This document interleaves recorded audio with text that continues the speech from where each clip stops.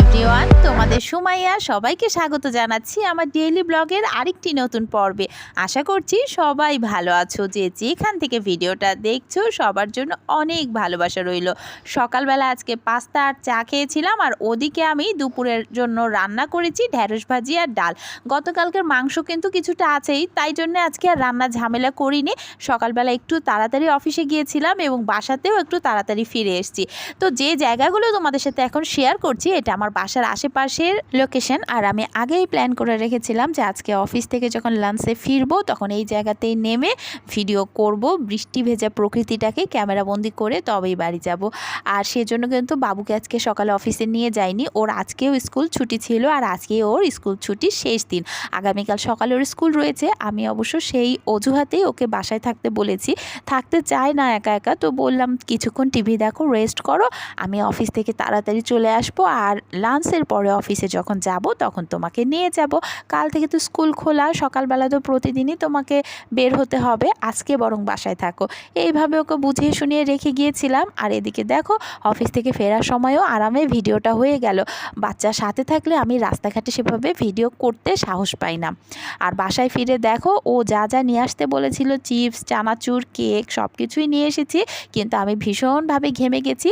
এজন্য ভাবলাম যে আগে একটু বসে তোমাদের সাথে একটু কথা বলে নেই, আর তারপরে অন্য কাজে হাত দেব। বৃষ্টিতে কিছুটা গরম হয়তো কমেছে, পরিবেশটা পরিচ্ছন্ন হয়েছে, কিন্তু সেভাবে তো গরম একদম বিদায় নেয়নি, গরম আছেই। তার সাথে কিন্তু যুক্ত হয়েছে ভেজা কাপড় চোপড়ের একটা ঝামেলা, আর বারবার বারান্দা মুছো এই এক যন্ত্রণা। বারবার বারান্দায় পানি আসে, কত যে মুছবো।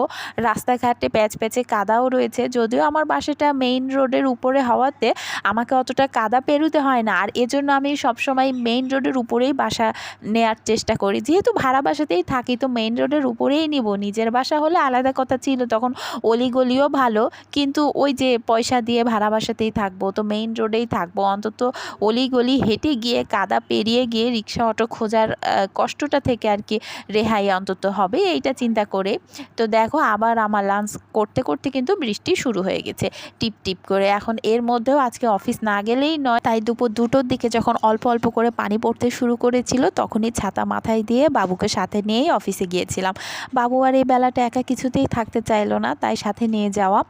আর ভাবলাম যে বেশিক্ষণ বৃষ্টি হলেই তো রাস্তাঘাট ডুবে যায়, ড্রেন উপচে যায়, তাই কম পানির মধ্যে চলে যাই, দরকার হলে ফিরে এসে গোসল করে নিব যদি হাঁটু কাদা জল ঘাটতে হয়। কিন্তু 4:30টার দিকে যখন আকাশ প্রচণ্ড খারাপ করেছিল, কোনো রকমের সময়টা কাটিয়ে 5টা সোয়া 5টার দিকে অফিস থেকে বেরিয়ে এসেছি।